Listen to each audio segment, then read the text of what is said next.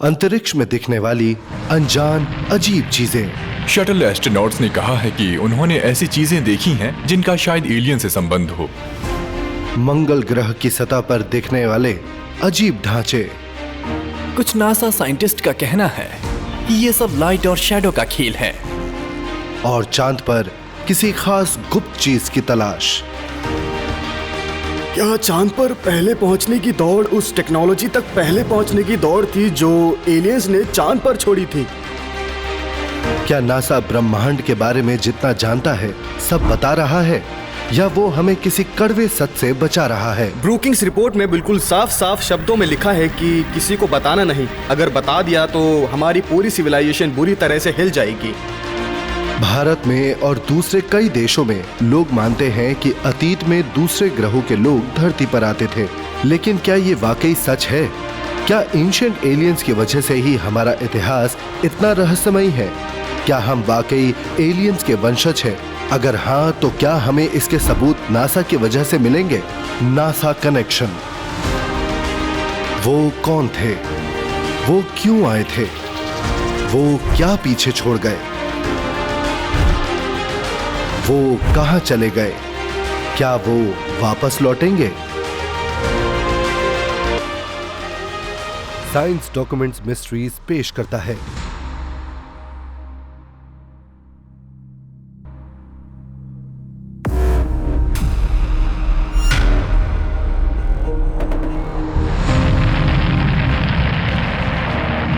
जुलाई सन 1969।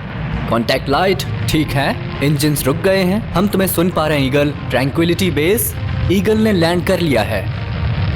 American astronauts Neil Armstrong और Edwin बस Aldrin चांद पर उतरने वाले पहले मनुष्य थे। इंसानों का एक छोटा कदम इंसानियत के लिए एक बड़ा कदम साबित हुआ है। हम भी वहां एलियंस थे,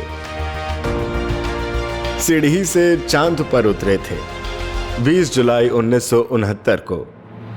बिल्कुल ऐसा लग रहा था कि जैसे जीते जी हमें स्वर्ग के दर्शन हो गए हों। हम चांद तक इसलिए पहुंच पाए क्योंकि हम में हिम्मत थी, हम जोखिम उठाने को तैयार थे और हमारे प्रेसिडेंट हमारे साथ थे। मैं अपोलो मिशन से जुड़े हुए लोगों को हीरोज कहता हूँ, सिर्फ एस्ट्रोनॉट्स को नहीं, बल्कि उन सैकड़ों हजारों लोगों को भी जिन्होंने उसे सफल बनाया है। उनका फैसला अटल था, उनके प्लानिंग परफेक्ट थी, वो अपनी टेक्नोलॉजी को इम्प्रूव करते रहे और फाइनली उन्होंने कर दिखाया। वो हमारी सबसे बड़ी उपलब्धि थी, वो ह्यूमन हिस्ट्री की अब तक की सबसे बड़ी साइंटिफिक अचीवमेंट थी। ह्यूस्टन ट्रैंक्विलिटी बेस से बोल रहा हूं, आप मुझे सुन पा रहे हैं? ट्रैंक्विलिटी बेस बिल्कुल साफ साफ सुनाई दे रहा है। 2.5 घंटे से भी ज्यादा वक्त तक आर्मस्ट्रॉन्ग और ऑल्ड्रिन चांद पर खड़े थे। वीडियो ट्रांसमिशन के जरिए दिख रहा था कि वो दोनों एस्ट्रोनॉट्स पत्थर के टुकड़े इकट्ठा कर रहे थे। उन्होंने तस्वीरें खींची और चांद की मिट्टी में अमेरिका का झंडा भी गाड़ा। वीडियो कैमरा में तो यही सब कैद हुआ, लेकिन क्या कैमरा बंद करके भी उन्होंने वहां कुछ गुप्त कार्य किए थे? प्राचीन एस्ट्रोनॉट थ्योरीज का तो यही मानना है। जब अपोलो 11 पहली बार चांद पर उतरा था तो उन्होंने चांद की कुछ खास जगहों की जांच की थी, और जब वो चांद की परिक्रमा कर रहे थे तो कुछ खास एरियाज ही थे जिन्हें वो गौर से एग्जामिन कर रहे थे और तस्वीरें खींच रहे थे। मन में सवाल आता है कि क्या नासा ने पहले से उन जगहों को चुन रखा था, और उन्होंने उस जगहों को इसलिए चुना था क्योंकि उन पर आर्टिफिशियल स्ट्रक्चर्स बने थे जो जाहिर है नेचर ने नहीं बनाए होंगे और उन्हें ये पहले से पता था।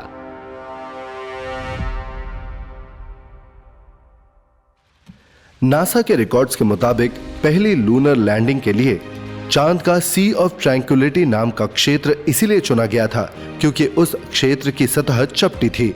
लेकिन कुछ शोधकर्ताओं का मानना है कि उस क्षेत्र को इसीलिए चुना गया था क्योंकि उस तारीख पर उस क्षेत्र के कोऑर्डिनेट्स ओरियन नक्षत्र के तारों के अनुकूल थे। लैंडिंग साइट्स चुनने की उनकी एक पूरी प्रक्रिया थी। पहले उन्होंने तारीख चुनी और लैटिट्यूड और लॉन्गिट्यूड तय किया और फिर उन्होंने लैंड करने का वक्त तय किया। ये सब तय हो जाने के बाद उन्होंने लैंड करने का एरिया चुना। जिस शख्स ने सारे अपोलो लैंडिंग डेट्स और लैंडिंग टाइम्स चुने थे, जिसमें अपोलो 11 मिशन भी शामिल है, उनका नाम फरूक अल्बास था और इत्तेफाक से उनके पिताजी प्राचीन इजिप्शियन स्टार रिलीजन के एक्सपर्ट थे। प्राचीन मिस्र की मान्यताओं के मुताबिक ओरियन बेल्ट के ठीक नीचे किए जाने वाले समारोह से एक पवित्र माहौल पैदा होता है और उस माहौल में इंसान मिस्र देव ओसाइरस से संपर्क कर सकते हैं। प्राचीन मिस्रवासी यानी इजिप्शियन के लिए ओरायन नक्षत्र मिस्र देव ओसाइरस को रिप्रेजेंट करता था और सीरियस तारा ओसाइरस की पत्नी गॉडेस आइसिस का ही रूप माना जाता था। ये दोनों मिलकर आसमान पर राज करते थे और मिस्र के लोगों की जिंदगी आसमान में हो रहे उनके रोटेशन, मूवमेंट और पोजीशन के हिसाब से चलती थी। अपोलो 11 जिस दिन और जिस वक्त पर चांद पर उतरा था, उस वक्त ओरायन के 3 सबसे ब्राइट स्टार्स हॉराइजन पर थे और चांद पर उतरने के ठीक 33 मिनट बाद बज ऑल्ड्रिन, चांद पर चलने वाले दूसरे इंसान, जो एक 33 degree Scottish right free mission यानी एक गुप्त संस्थान की सबसे ऊंचे दर्जे के सदस्य थे। उन्होंने चांद पर स्पेसक्राफ्ट में ही नील आर्मस्ट्रॉन्ग के साथ ब्रेड ब्रेकिंग सेरेमनी परफॉर्म की थी। उन्होंने ग्लासेस में वाइन डाली, ब्रेड तोड़ा और उसके कुछ हिस्से किए। ये एक तरह की रिलीजियस सेरेमनी है। उन्होंने ये जो कम्युनियन परफॉर्म किया था, वैसे तो ये कैथोलिक भी परफॉर्म करते हैं, लेकिन प्राचीन काल में भी क्रिश्चियनिटी रिलीजन के आने से पहले से ये सेरेमनी परफॉर्म की जाती थी। उसे तब मिस्र देव ओसाइरस को चढ़ावा चढ़ाने की प्रथा कहा जाता था। जिस समय हमारे एस्ट्रोनॉट ने चांद पर लैंड किया, वहां ओरायन नक्षत्र, जिसे ओसाइरस का एक रूप माना जाता है, आसमान के क्षितिज पर ही था। ऐसा कहा जाता है कि कुछ खास मौका और कुछ खास समय पर कुछ रस्में करने से बाहरी दुनिया की जीवों के साथ संपर्क किया जा सकता है। हमारे पूर्वजों के जो पंडित वगैरह थे, या तो टेक्नोलॉजी के जरिए या किसी और के जरिए से उन नॉन ह्यूमन इंटेलिजेंस से संपर्क करते थे, जिन्हें वो भगवान मानते थे, और उन्हें संपर्क स्थापित करने की बाकायदा ट्रेनिंग दी जाती थी। जैसे हमारे जमाने में एस्ट्रोनॉट्स को ट्रेन किया जाता है ताकि वो स्पेस में जा सकें।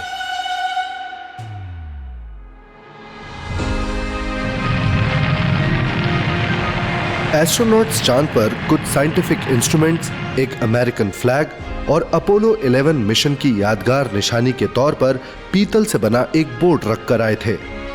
इन चीजों के अलावा कुछ और चौंका देने वाली चीजें भी थी।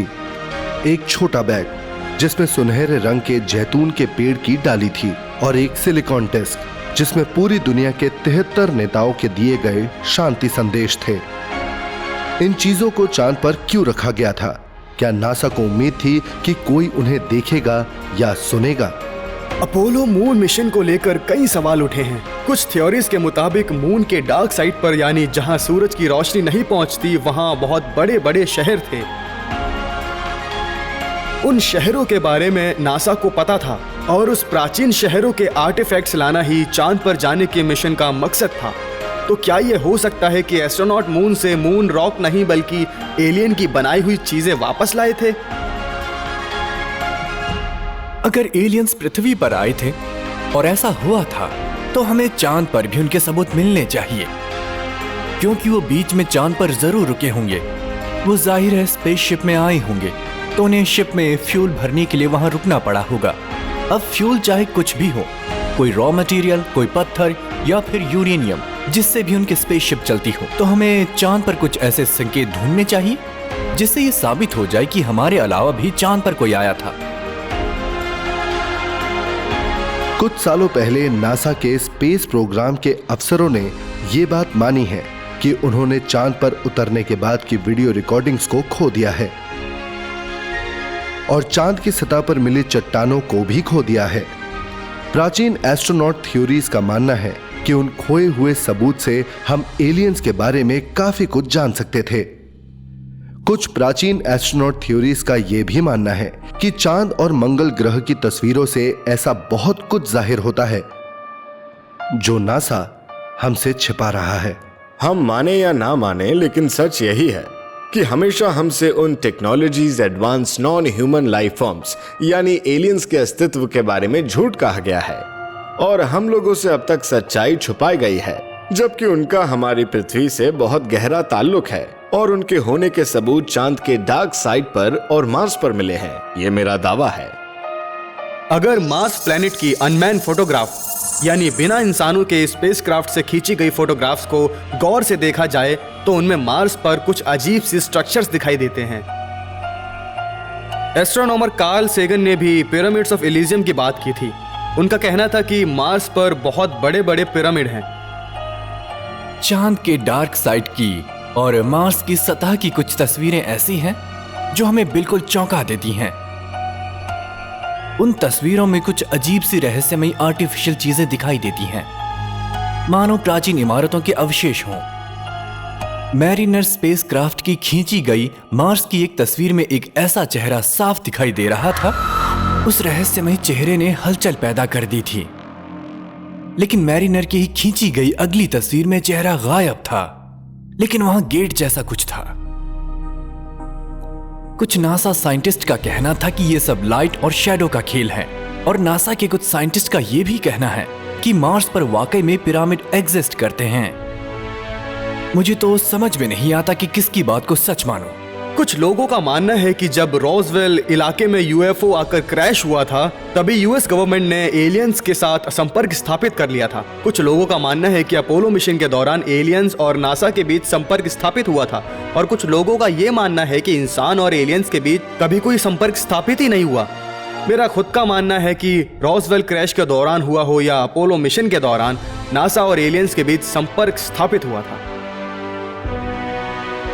लेकिन अगर नासा के पास वाकई एलियंस के अस्तित्व का सबूत है, जैसा कि प्राचीन एस्ट्रोनॉट थ्योरिस्ट मानते हैं, तो वो छिपा क्यों रहे हैं? तुम्हारे ठीक सामने कुछ है मार्ट। सामने देखो, वो तुम्हारे थोड़े बाईं तरफ है। तुम्हें दिख रहा है?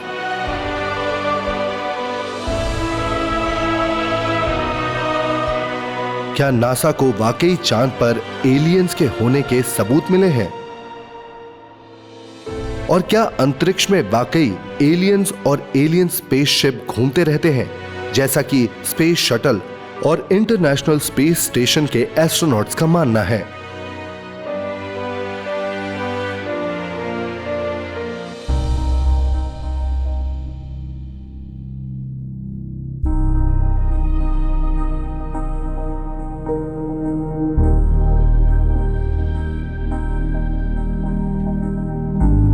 NASA Ames research centre, Moffett Field, California. 5 दिसंबर 2011 केपलर स्पेस टेलीस्कोप के साथ काम करने वाले एस्ट्रोनॉमर्स ने यह कहा कि उन्होंने केपलर 22b नाम का एक नया ग्रह खोजा है जो तारे की परिक्रमा करता है और ऐसे क्षेत्र में है जहां शायद हवा पानी भी है। इस नए ग्रह की खोज ने हम में एक विश्वास पैदा किया है कि केपलर जल्द ही पृथ्वी जैसे ग्रह ढूंढ निकालेगा। केपलर 22b आज से 600 लाइट्स ईयर दूर है, यानी बहुत दूर है, लेकिन वो एक ऑर्बिट में है, तो ये पॉसिबल है कि उसे प्लैनेट के day time temperature San Francisco के समर सीजन जैसे हो। हमें पहली बार ऐसा प्लैनेट मिला है जहां समुद्रों और ऑक्सीजन के होने की संभावना है, तो शायद वहां जीवन भी हो।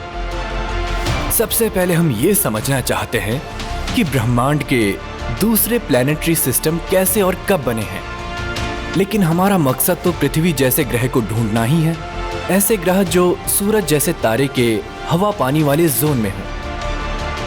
क्या यह मुमकिन है कि नासा के वैज्ञानिक दूसरे ग्रहों पर उन जीवों के सबूत ढूंढ रहे हैं जिनके अस्तित्व के बारे में वो पहले से जानते हैं? क्या ऐसा हो सकता है कि अंतरिक्ष के पिछली यात्राओं से उन्हें कुछ ऐसे सबूत मिले हो कि वाकई एलियंस हैं? डिस्कवरी स्पेस शटल आपको सुन पा रहे हैं? ओवर। हाँ, हम बिल्कुल साफ साफ सुन पा रहे हैं। मेन इंजन को शुरू करो। मेन इंजन स्टार्ट कर दी गई है। 3, 2, 1, 0, टेक ऑफ। हमने लिफ्ट ऑफ कर लिया है। ओवर।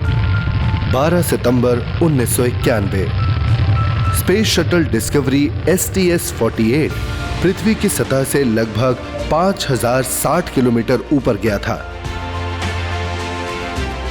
उसके सदस्यों और कप्तान जॉन पेटन ने कई मिशन को अंजाम दिया और पृथ्वी के वातावरण पर नजर रखने के लिए अंतरिक्ष में एक सैटेलाइट भी तैनात किया। फ्री ड्रिफ्ट मोड में जा सकते हो। हम फ्री ड्रिफ्ट मोड में हैं। जब एस्ट्रोनॉट्स अपने कामों में उलझे हुए थे, शटल के पीछे के दरवाजे के पास वाले वीडियो कैमरा ने एक ऐसा नजारा कैद कर लिया। नासा का दावा है कि वो फुटेज खो गया है, लेकिन उस कैमरा से पृथ्वी पर आने वाले ट्रांसमिशन को कुछ आम लोगों ने मॉनिटर किया। उन्होंने ये दावा किया है कि ये फुटेज STS-48 शटल का है। इस वीडियो में बहुत सारे अनजान चमचमाते गोले और फ्लैशिंग लाइट्स दिखाई दे रहे हैं, जो बार बार दिशा और गति बदल रहे हैं। शायद स्पेस शटल को बहुत सारे UFO यानी फ्लाइंग सॉसर टाइप के एयरक्राफ्ट ने घेर लिया था। एक पॉइंट पर पूरे शटल को मानो एक कवच ने पूरी तरह से कवर कर लिया था। उसके बाद अचानक कवच और UFO गायब हो गए। एक एस्ट्रोनॉट ने स्पेस से पब्लिक चैनल को यह कहा कि हे, एक एलियन स्पेसक्राफ्ट हमारा पीछा कर रही है। फिर अचानक ट्रांसमिशन रुक गया। मेरे ख्याल से उस एस्ट्रोनॉट को यह एहसास हो गया कि वो पब्लिक चैनल पर है, प्राइवेट चैनल पर नहीं, और उसने जल्दी से प्राइवेट चैनल का बटन दबाकर वहां अपना एक्सपीरियंस शेयर किया, क्योंकि वो एक सीक्रेट इंफॉर्मेशन थी। मैं सब कुछ जानता था, सबने कुछ न कुछ कहा और मैंने सुना, लेकिन कोई सबूत नहीं लाया। मैं कहीं सुनी बातों पर यकीन नहीं करता। सच क्या है मैं ये नहीं जानता। नासा के अफसरों का कहना है कि वीडियो में जो देखा गया है वो बर्फीले कण हैं, जो सूरज की रोशनी की वजह से चमक रहे थे। लेकिन क्या यह मुमकिन है कि स्पेस शटल का वीडियो ट्रांसमिशन जो दिखा रहा है, नासा हम सबसे छुपाना चाहता है, इसीलिए उन्हें बर्फीले कण कह रहा है। कभी कभी एस्ट्रोनॉट्स, शटल एस्ट्रोनॉट्स आकर कहते हैं कि उन्हें स्पेस में ऐसे अनुभव हुए हैं, ऐसी चीजें दिखी हैं जिनका एक्सप्लेनेशन देना मुमकिन नहीं है। शायद उनका संबंध एलियंस है। जब से इंसानों ने स्पेस में जाना शुरू किया है, कई बार ऐसी रिपोर्ट्स मिली हैं जिसमें एस्ट्रोनॉट ने कहा है कि उन्होंने स्पेस में अजीबोगरीब चीजें देखी हैं।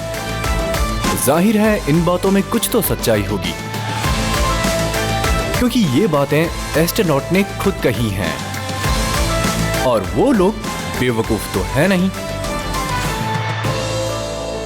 1996 में स्पेस शटल कोलंबिया STS-AP के कैमरा से खींचे गए वीडियो में एयरक्राफ्ट के बाहर तेजी से उड़ने वाली कई चीजें दिखाई दी। ये अनजान चीजें रोशनी की लकीरों की तरह दिख रही थी। कुछ शोधकर्ताओं ने इनकी गति और दिशा को जांचने के बाद ये साफ साफ कह दिया कि ये चीज मीटियोर्स या फिर स्पेस शटल से निकलने वाले कण नहीं है। खास मिशन पर गए दोनों स्पेस शटल्स STS-48 और STS-80 से खींचे गए वीडियो में ये अनजान चीजें दिखाई दी हैं। वो डेफिनेटली पावर से चल रहे व्हीकल थे जो हमारे बनाए गए फिजिक्स के लॉस के मुताबिक फंक्शन नहीं कर रहे थे। हो सकता है कि वो एलियन स्पेसक्राफ्ट ही थे जो उनके लॉस के हिसाब से चल रहे थे। अमेरिकी एस्ट्रोनॉट्स की तरह दूसरे देशों के एस्ट्रोनॉट्स ने भी एलियन स्पेसशिप्स का जिक्र किया है। 1985 में रूस के सैल्यूट 7 स्पेसशिप के एस्ट्रोनॉट्स ने कहा कि उन्होंने 7 दिव्य जीवों को पृथ्वी के चक्कर काटते हुए देखा था। 6 रशियन एस्ट्रोनॉट्स ने यह कहा कि जैसे ही उन्होंने स्पेस में अपनी स्पेसशिप के बाहर देखा तो उन्हें परों वाले एंजल्स दिखाई दिए, जिन्होंने उनकी स्पेसशिप को घेर लिया। वो इंसानों जैसे ही दिख रहे थे, लेकिन रोशनी में चमक रहे थे, और उनके पास अजीब से विंग्स थे, और वो स्पेस में उड़ रहे थे। अब 6 लोगों को एक साथ भ्रम तो नहीं होगा? क्या वो एंजल्स किसी तरह के एलियंस थे जिन्होंने स्पेस सूट पहने थे, या फिर वो किसी कवच से घिरे हुए थे? हो सकता है कि वो रूस के स्पेसशिप की जांच करने आए थे और अचानक से बस वो गायब हो गए। अगर एस्ट्रोनॉट्स की ये रिपोर्ट सही है, तो क्या हम इसे इस बात का सबूत मान सकते हैं कि एलियंस हमसे संपर्क करने की कोशिश कर रहे हैं?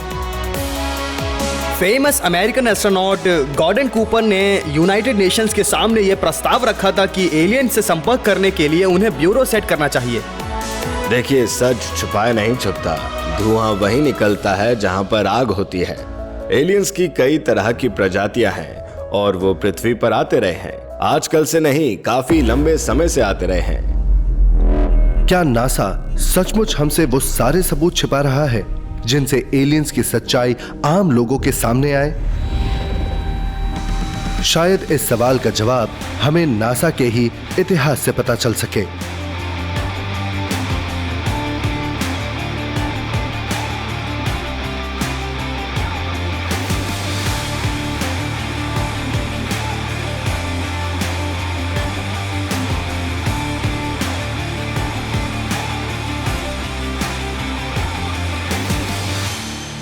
जुलाई 1958 रशियन सैटेलाइट स्पुतनिक के सफलतापूर्वक स्पेस लॉन्च को देखने के बाद अमेरिकन राष्ट्रपति ड्वाइट आइजनहावर ने national aeronautics and space act को मंजूरी दी और नासा की शुरुआत हुई।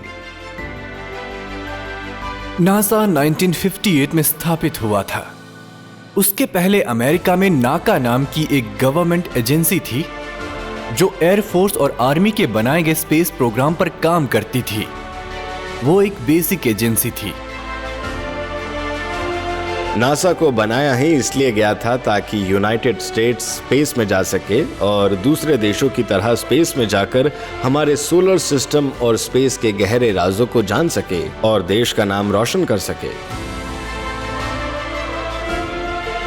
राष्ट्रपति और कांग्रेस ने नासा को देश के डिफेंस डिपार्टमेंट का हिस्सा भी बना लिया था क्योंकि वो रूस को अमेरिका की टेक्नोलॉजी चुराने से रोकना चाहते थे।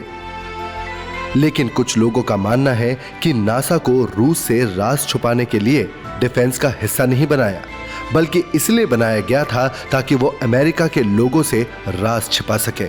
बहुत से लोगों को लगता है कि नासा एक असैनिक वैज्ञानिक दल है, लेकिन वो नहीं है।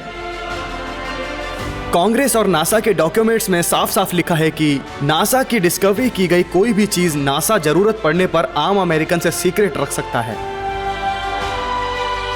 नासा ने नासा की स्थापित होने के कुछ समय के बाद ही ब्रूकिंग रिपोर्ट बनवाया था।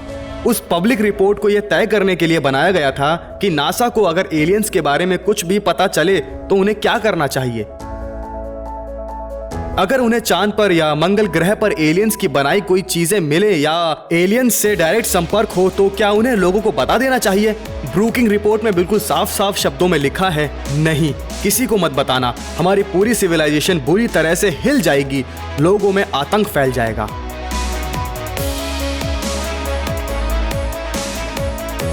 कुछ शोधकर्ताओं का मानना है कि नासा के जानबूझकर राज छिपाने का कारण उसके शुरुआती वैज्ञानिकों और गुप्त संस्थाओं के बीच का संबंध है।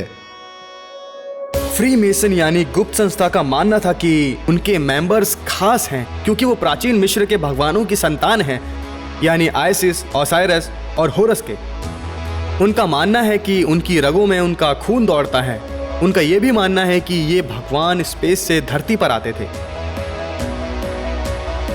नासा के टॉप ऑफिशियल्स फ्रीमेसन के सदस्य थे, जैसे कि नासा के डायरेक्टर जेम्स वेब और फिर केनेट लैंड केनेट नाम के एक नासा मेंबर थे जो Mercury programme, Apollo programme, the Gemini programme सबके हेड थे। वो 33 डिग्री स्कॉटिश राइट फ्रीमेसन थे। उसके बाद नासा में गोल्डन डॉन या एलिसा क्राउली के फॉलोअर्स भी थे, जैसे जैक पार्सन्स, जिन्होंने जेट प्रोपल्शन लेबोरेटरी या JPL क्रिएट करने में मदद की थी। मतलब एक जैसी सोच वाले लोग एक ही छत के नीचे काम कर रहे थे। ऐसे सीक्रेट सोसाइटी के माध्यम से ज्ञान को पास करने की प्रथा प्राचीन इल्यूमिनाटी एरा से चलती आ रही है, जहां उनका मानना था कि सिर्फ कुछ गिने चुने अक्लमंद ही हैं जो सीक्रेट नॉलेज को हैंडल कर सकते हैं और आम लोगों से बचाकर रख सकते हैं। अब सवाल ये उठता है कि क्या वाकई कुछ सीक्रेट्स हैं जो ये सीक्रेट सोसाइटी पीढ़ी दर पीढ़ी सिर्फ अपने ही सदस्यों को बताते आ रही है। तो ये सोसाइटी मिस्र के राज के समय के सीक्रेट्स भी जानती होगी। क्या प्राचीन मिस्र वासियों की तरह नासा के फाउंडर्स को भी यही लगता था कि इंसान दूसरे ग्रह में रहने वाले एलियंस के वंशज हैं? इन गुप्त संस्थाओं के सदस्यों को अंतरिक्ष यात्रा के बारे में क्या पता है?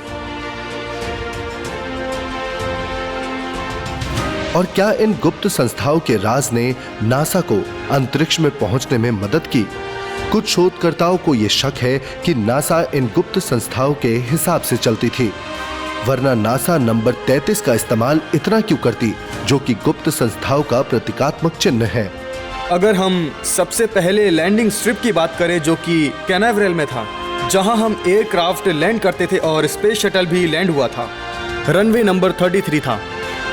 और अगर हम व्हाइट सैंड्स न्यू मैक्सिको के लॉन्च पैड की बात करें तो वहां का इकलौता लॉन्च पैड है, फिर भी उसका नंबर 33 ही क्यों है? नासा से जुड़ी चीजों में जगह जगह पर आपको 33 दिखाई देगा, और क्योंकि नंबर 33 फ्री मैशनरी से जुड़ा है तो यही लगता है कि इस नंबर का किसी गुप्त संस्था से तो संबंध नहीं है।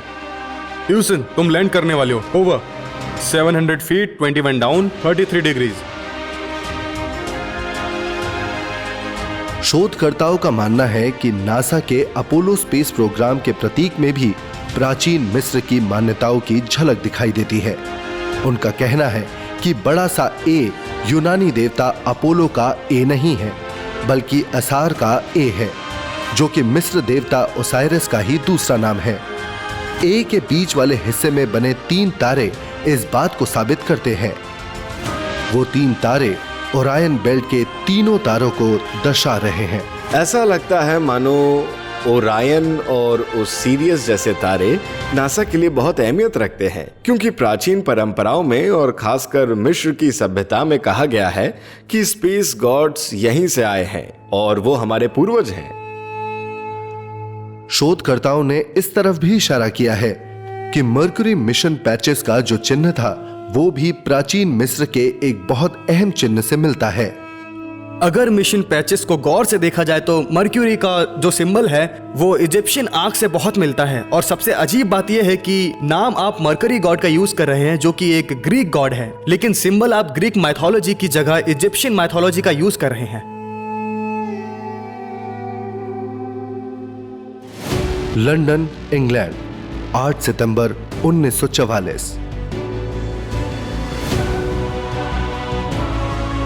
एक 13 टन का बैलिस्टिक मिसाइल जमीन से आकर टकराया और फट गया। उसने 3 लोगों की जान ले ली और 17 लोगों को पूरी तरह घायल कर दिया। वेंजेंस वेपन 2 को, जिसे V2 रॉकेट भी कहा जाता था, उसे जर्मनी की नाजी सेना ने जर्मनी से छोड़ा था। यह लिक्विड फ्यूल से चलने वाला हथियार दुनिया का पहला लॉन्ग रेंज गाइडेड मिसाइल था, और ये रॉकेट मिसाइल इंसान की बनाई पहली ऐसी चीज थी जो अंतरिक्ष में गई थी। इस रॉकेट के लाजवाब टेक्नोलॉजी के पीछे उस शख्स का हाथ था जो आगे जाकर नासा के सबसे अहम सदस्य बने, 32 साल के genius Wernher von Braun. Doctor von Braun Germany के बहुत ही जाने माने वैज्ञानिक थे जिनकी सब बहुत इज्जत करते थे। उन्होंने ऐसी टेक्नोलॉजी इन्वेंट की जिससे 6500 किलोमीटर की स्पीड पर रॉकेट को कंट्रोल किया जा सकता था। उन्होंने एक कंबशन चेंबर बनाया था जिसे गर्म होने पर लिक्विड फ्यूल ही ठंडा करती थी। उन्होंने फ्यूल चैम्बर को रीडिजाइन किया था और उसमें गाइडिंग सिस्टम अटैच किया था। वो रॉकेट साइंस के हर पहलू में एक्सपर्ट थे। वॉन ब्रॉन को बचपन से ही रॉकेट में बहुत दिलचस्पी थी। अपनी जवानी में उन्होंने H.G. वेल्स और जूल्स वर्ने की साइंस फिक्शन नॉवेल्स को पढ़ना शुरू कर दिया था, और आसमानी देव नॉर्स गॉड की पौराणिक कथाओं को भी पढ़ते थे, जो मंगल ग्रह पर राज करते थे और इंसानों में टेक्नोलॉजी का ज्ञान बांटते थे। वर्नर वॉन ब्रॉन बचपन से ही मानते थे कि इंसान कभी न कभी अंतरिक्ष में जरूर जाएंगे, उन्हें जाना ही होगा। उनके सिर पर जुनून सवार था और वो ये मानते थे कि मानव जाति का एक मकसद है और उन्हें उस मकसद में अहम भूमिका निभानी है। उन्हें इस बात पर पूरा यकीन था कि वो मार्स पर जाएंगे और वहां उन्हें डेफिनेटली एलियंस के होने के सबूत मिलेंगे, और वो आगे पूरे अंतरिक्ष को एक्सप्लोर करना चाहते थे। वॉन ब्रॉन अंतरिक्ष में जाना चाहते थे, वो तारों के पास जाना चाहते थे, लेकिन वो रॉकेट डिजाइनिंग में इतने अच्छे थे कि जर्मन उनसे रॉकेट बनवाकर लंदन पर हमला करने लगे। वो रॉकेट बनाने में माहिर थे। दूसरे विश्व युद्ध के दौरान वॉन ब्रॉन टीना मुंडा रिसर्च सेंटर के टेक्निकल डायरेक्टर थे। वो रॉकेट बनाते थे, अंतरिक्ष में जाने के लिए नहीं, बल्कि दूसरे देशों पर हमला करने के लिए। हिटलर उनके रॉकेट से इतने खुश थे कि उन्होंने अपने खास एसएस ग्रुप में उन्हें शामिल कर लिया, जिसमें सिर्फ हिटलर के बहुत खास वैज्ञानिक और अफसर शामिल थे। हिटलर के एसएस का फुल फॉर्म सीक्रेट सोसाइटी था। एसएस का यह मानना था कि आर्यन, जो आइसिस, ओसाइरिस, होरस और सेट जैसे तारों के वंश का था, वो उनकी संतान था। वॉन ब्रॉन को बताया गया था कि सारे नाजी आर्यन वंश यानी सबसे ऊंचे दर्जे के वंश हैं और वो तारों से आए हैं। उनकी असली जगह अंतरिक्ष में ही है। इन सब बातों से वॉन ब्रॉन को अंतरिक्ष में जाने की इच्छा और तीव्र हो गई। तारों में जाना और भगवान के साथ रहना उनका एक मिशन बन गया था। वो उनको दिखाना चाहते थे कि वो भी अंतरिक्ष में आ सकते हैं। उनका मानना था कि अंतरिक्ष ही उनका असली घर है और वो आगे जाकर वहीं रहेंगे। हालांकि दूसरे विश्व युद्ध के दौरान V2 रॉकेट दूसरे हथियारों के सामने बहुत एडवांस थे, लेकिन वो भी जर्मनी को हारने से नहीं बचा पाए। आखिरी V2 के इंग्लैंड के गिरने के 6 हफ्तों बाद वॉन ब्रॉन ने खुद को अमेरिकी सेनाओं को सौंप दिया। मैं और यहां मौजूद मेरे और साथी अमेरिका चले जाएंगे। वॉन ब्रॉन और उनके वैज्ञानिक दल को सीक्रेट ऑपरेशन पेपर क्लिप के तहत यूनाइटेड स्टेट्स में लाकर नौकरी दी गई। वो एक बहुत ही विवादास्पद ऑपरेशन था। जंग के बाद हमें यह एहसास हुआ कि हमारी सीधी टक्कर हमारे दुश्मन रशिया से होगी और हमें टेक्नोलॉजी में उनसे हर हाल में आगे जाना होगा। इसलिए हम नाजी साइंटिस्ट को अमेरिका ले आए, उनका नाजी बैकग्राउंड पूरी तरह से मिटा दिया और उन्हें हमारी मिलिट्री में शामिल कर लिया। अमेरिका के मिलिट्री मिसाइल बनाने के साथ साथ वॉन ब्रॉन ने बहुत सारी किताबें और पत्रिकाओं में अपने लेख लिखे, जिसमें उन्होंने रॉकेट द्वारा चांद पर उतरने के बारे में और एस्ट्रोनॉट्स को मंगल ग्रह पर भेजने और ऑर्बिटिंग स्पेस स्टेशन के बारे में विस्तार से लिखा था। ये व्हील धीरे धीरे रिवॉल्व करेगा T रेवोल्यूशन पर मिनट की स्पीड पर। इससे सेंट्रीफ्यूगल फोर्स पैदा होगा जो रूम में एस्ट्रोनॉट्स के लिए आर्टिफिशियल ग्रेविटी क्रिएट करेगा। यहाँ पर फ्लोर्स इसलिए बने हैं ताकि एस्ट्रोनॉट्स अपना सिर सेंटर की तरफ फेस करके खड़े रहें। लेकिन वॉन ब्रॉन अंतरिक्ष में जाने के लिए इतने उत्सुक क्यों थे? होनहार वॉन ब्रॉन को पूरा अमेरिका अच्छी तरह से जानता था, क्योंकि वो अमेरिकन स्पेस प्रोग्राम के हेड थे। उनके सिर पर चांद पर जाने का जुनून तो सवार था ही, और वो आगे जाकर मार्स पर कॉलोनी भी बनाना चाहते थे। वो एक ऐसा रॉकेट बनाना चाहते थे जो 400-500 किलोमीटर नहीं बल्कि 4-5 लाख किलोमीटर ऊपर चांद पर जा सके। अगर आज हम अच्छी तरह से प्लान करके स्पेस प्रोग्राम के काम में जुट जाएं, तो मुझे यकीन है कि हम 10 सालों के अंदर एक पैसेंजर रॉकेट बनाकर टेस्ट कर लेंगे। Von Braun Jupiter C rocket बनाने में जुट गए थे, जो V2 रॉकेट का बेटर वर्जन था। लेकिन चौंका देने वाली बात यह है कि कुछ ही समय में उन्होंने उससे भी बेटर वर्जन बना दिया। उन्होंने जो सैटर्न F1 रॉकेट बनाया था, वो आज 45 सालों बाद भी सबसे पावरफुल और सबसे भरोसेमंद रॉकेट इंजन है, जबकि उसे 45 साल पहले बनाया गया था। 5 मई 1961 को जब वॉन ब्रॉन को नासा में शामिल हुए 3 साल भी नहीं हुए थे, उनकी बनाई सैटर्न V रॉकेट में एलन शेफर्ड नाम के एस्ट्रोनॉट स्पेस में गए।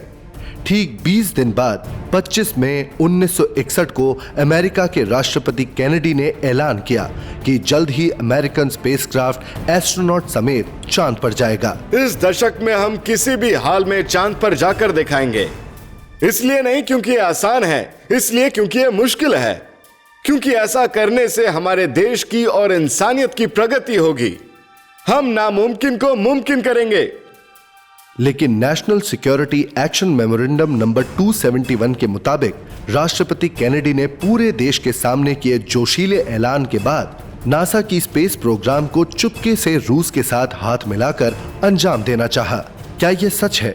जब इस अंतरिक्ष में पहुंचने की दौड़ में अमेरिका की रूस से आगे निकलने की संभावना ज्यादा थी, तो वो अपने प्रतिबंधित देश के साथ अपनी टेक्नोलॉजी क्यों बांटेंगे? कुछ रिसर्चर्स का मानना है कि इसी दौरान उन्हें चौंका देने वाली सच्चाई का पता चला, और वो सच्चाई ये थी कि एलियंस एग्जिस्ट करते हैं और वो पृथ्वी पर आते थे। क्या दोनों देशों के बीच चांद पर पहुंचने की दौड़ सिर्फ चांद पर पहले पहुंचकर नाम कमाने के लिए थी, या पहले पहुंचकर उस टेक्नोलॉजी को हासिल करना था जिसे एलियंस ने चांद पर छोड़ा था? क्या प्राचीन एस्ट्रोनॉट थ्योरीज का यह मानना सही है कि वॉन ब्रॉन की रॉकेट ने एलियंस का ध्यान आकर्षित किया होगा? आखिर नासा के वैज्ञानिकों को चांद पर क्या मिलने की उम्मीद थी? और क्या नासा मंगल ग्रह पर भी जीवन की खोज कर रहा है?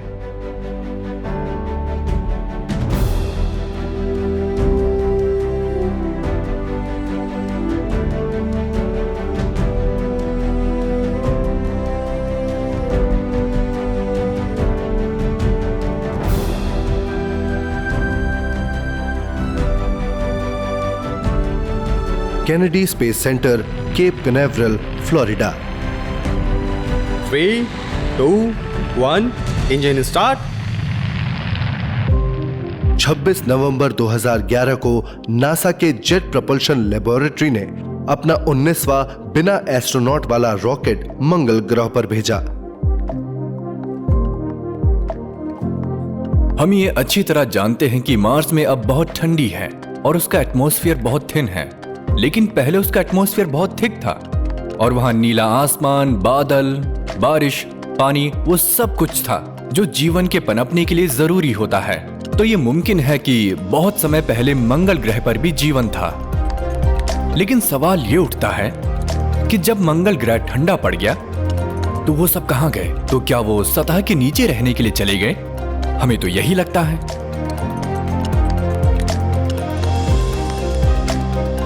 अगर वर्नर वॉन ब्रॉन का अंतरिक्ष में जाकर चांद पर इंसान को उतारने का विश्वास, जो सुनने में नामुमकिन लगता है, पूरा हो सकता है, तो ये भी हो सकता है कि उनका मंगल ग्रह पर इंसान को पहुंचाने और बसाने का विश्वास भी पूरा हो जाए। शायद नासा अब भी गुप्त तरीके से उन योजनाओं पर काम कर रहा हो। अगर हम डायनेमिक्स के क्षेत्र में और फिजिक्स के क्षेत्र में 1950 और 60 की दशक में हुए रिसर्च पर गौर करें तो ये बिल्कुल साफ है कि हम स्पेस में ले जाने वाले प्रोपल्शन सिस्टम में लगातार नए नए आविष्कार कर रहे थे। ऐसे आविष्कार जिनकी मदद से हम फ्लाइंग सॉसर बना सकते हैं, जो बहुत आसानी से और बहुत कम समय के अंदर पृथ्वी से चांद पर और पृथ्वी से मंगल की दूरी तय कर सकते हैं। मेरे हिसाब से नासा ने ऐसे फ्लाइंग सॉसर्स बना लिए हैं और शायद ये सीक्रेट नासा में काम करने वाले कई लोगों को भी नहीं पता। ऐसी बातें चल रही हैं कि नासा और दूसरी स्पेस एजेंसी जल्द ही स्पेस में जाकर सोलर सिस्टम को एक्सप्लोर करने वाले हैं और वहां वो मौजूद अलग अलग चीजों से रॉकेट के लिए प्रोपेलेंट, लाइफ सपोर्ट के लिए ऑक्सीजन वगैरह क्रिएट करने की कोशिश करेंगे। बहुत से रिसर्चर्स का मानना है कि नासा दुनिया के सामने जिन मिशंस पर जाते हैं वो दुनिया के लिए सिर्फ एक दिखावा है। अपने असली सीक्रेट मिशन को ढकते हैं और उनके सीक्रेट मिशन में स्पेस में जाने के लिए रॉकेट नहीं बल्कि अलग तरह के एलियन टाइप टेक्नोलॉजी यूज की जाती है। इस सब्जेक्ट पर रिसर्च करने वाले रिसर्चर्स का यह भी मानना है कि वो स्पेस में एंटी ग्रेविटी एयरक्राफ्ट्स में जाते हैं और चांद पर उन क्षेत्र में जाते हैं जो सीक्रेट हैं, जिनके बारे में आम लोगों को बिल्कुल नहीं पता, और उन सीक्रेट एयरक्राफ्ट्स को सीक्रेट एस्ट्रोनॉट चलाते होंगे जिन्हें सिर्फ स्पेस प्रोग्राम वाले और अमेरिकन गवर्नमेंट जानते होंगे। और हो सकता है चांद के उन सीक्रेट बेसिस से ही वो अपने एडवांस स्पेस क्राफ्ट में मार्स पर भी जाते होंगे। वैज्ञानिकों के मुताबिक मंगल ग्रह को पृथ्वी जैसे ग्रह में बदलना संभव है, यानी वहां जीवन का पनपना संभव है। मेरे हिसाब से मार्स टेराफॉर्मेबल है। टेराफॉर्मिंग का मतलब है एक ऐसी जगह पर जीवित चीज को ले जाना जहां जीवन का नामो निशान नहीं है और वहां जीवन की शुरुआत करना। पता नहीं वो दिन कब आएगा जब हमें अपने सारे सवालों के जवाब मिलेंगे, पर एक एस्ट्रोबायोलॉजिस्ट होने के नाते मैं ये कह सकता हूँ कि अगले 25-30 सालों के बाद हमें इस बात के सबूत जरूर मिल जाएंगे कि पृथ्वी के बाहर भी जीवन है। हमें अपने पुराने सवाल का जवाब भी मिल जाएगा कि क्या हम ब्रह्मांड में अकेले हैं।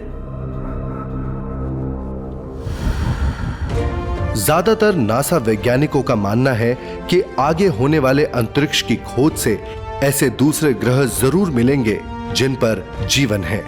लेकिन क्या नासा की अंतरिक्ष यात्रा से इस बात के भी सबूत मिल सकते हैं कि प्राचीन दुनिया के भगवान भगवान नहीं बल्कि एलियंस है? सबसे पहले नासा का मिशन था चांद पर जाना और वहां जाकर इस बात का सबूत लाना कि ब्रह्मांड में हमसे पहले भी एक एडवांस सिविलाइजेशन एग्जिस्ट करता था। दूसरे शब्दों में इस बात का सबूत लाना कि हम आइसिस, ओसाइरस, हॉरस और सेट के वंशज हैं। अब लगता है उनका वो मिशन पूरा हो गया है, लेकिन वो हमें उनके हासिल किए इंफॉर्मेशन और सबूत के बारे में अभी भी किसी कारणवश नहीं बता रहे हैं। नासा ये जानने की कोशिश कर रहा है कि इंसानों का ओरिजिन क्या है, हम कहां से आए हैं, पृथ्वी पर क्यों रहते हैं और यहां से कहां जाएंगे, और हमारा अंतरिक्ष से क्या संबंध है। प्राचीन एलियन थ्योरी के मुताबिक हमारी शुरुआत यहां पृथ्वी पर नहीं, ऊपर हुई थी, अंतरिक्ष में।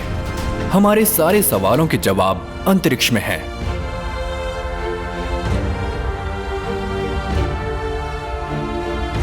अगर प्राचीन ज्ञान की मदद से ही हम चांद पर पहुंच पाए थे, तो क्या वो प्राचीन ज्ञान हमें पृथ्वी के भविष्य के बारे में भी कुछ बता सकता है? और नासा के लगातार अंतरिक्ष की खोज से क्या हमें आगे जाकर एलियंस के अस्तित्व के सबूत मिलेंगे, या इस बात के सबूत मिलेंगे कि हम एलियंस के वंशज हैं?